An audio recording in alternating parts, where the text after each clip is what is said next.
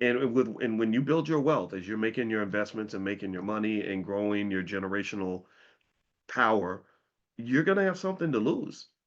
So when you have something to lose, you can't be in spaces with people that have nothing to lose because they'll get you doing stuff where you lose everything, they'll lose nothing.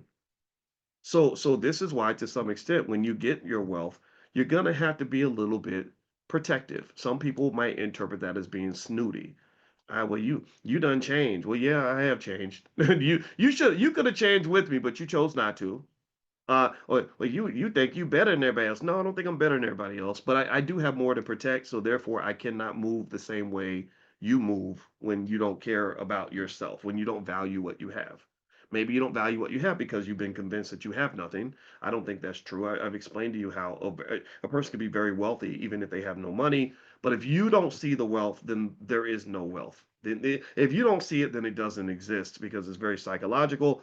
But I see my wealth, I see my worth. It's very clear to me that I have something to protect. Therefore, I'm protecting this. And not only am I protecting what I have and what I built, I'm protecting what I'm going to have in the future because what I'm going to have in the future is heavily dependent on what I do now. And I value myself the same way you value a stock. See, if you go look at certain stocks like QBTS, the quantum company, you'll find that QBTS makes almost no money. If you go look at Oklo and you say, well, Oklo, that stock, that company is worth billions of dollars in the market. How much money are they making? They got to be making at least half a billion a year. The people at Oklahoma will be like, no, we don't make any money. Well, do you have assets? You got to have like maybe a few $1 billion worth of property or something. No, no, no. We just have ideas. Right? Like, we just got a plan, right?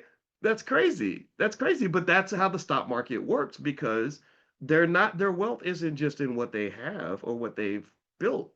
The wealth isn't the more of the wealth is in what they're going to build. Do you understand? That's where the wealth is at. So for a lot of you, you may not have nothing yet. Especially if you're young and you're in here, you may not have what you're gonna have.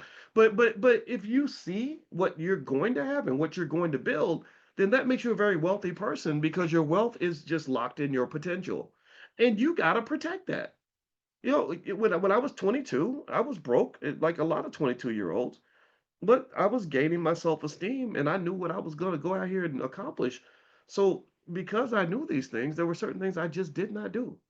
I did not know I'm not going to sit around and drink with you because I don't want to ruin my brain and my body with alcohol and do something stupid that'll get me locked up. Um, I can't sit and waste time with you because I got work to do because I got to keep investing in this future that I'm trying to build. Um, I'm different, and it wasn't me trying to be arrogant. See, that's the thing. We get mad at black people that have high self-esteem. We really do. We really get I thought about this today. I actually talked about this for a second on I have a second Instagram channel called Dr. Boyce Money. If you go to Dr. Boyce Money on Instagram, you can watch the video if you want. But I thought about the time, and I'm gonna get back to the Epstein thing, I promise. But this is a financial conversation. I hope it's okay. Is it all right that we're just talking? I hope that that's okay. I don't I don't want you to say, well, he started talking about the Epstein and the money thing, but I'm gonna get to that, I promise. But this is all a flow, right? And I want us to flow into this. So I remember that conversation I had with a high-ranking editor at Essence magazine years ago, back when Essence was much more powerful, definitely as a print publication.